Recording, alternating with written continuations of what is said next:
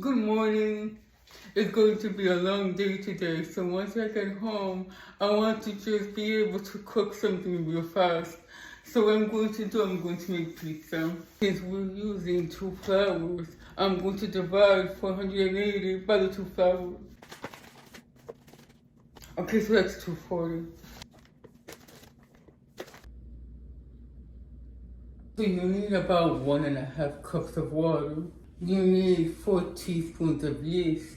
This is the yeast brand that I use. It's instant yeast.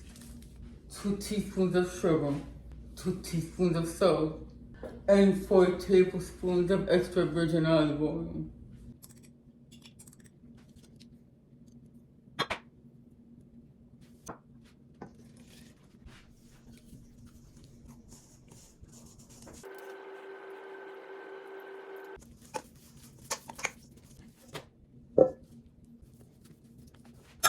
If it's very sticky, just continue to add flour.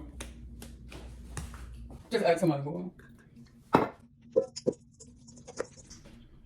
So I'm going to cover this with plastic and I'm going to be out for a few hours. You should let this rise for an hour or more. Once I get back the next video, I'll show you how to make the pizza.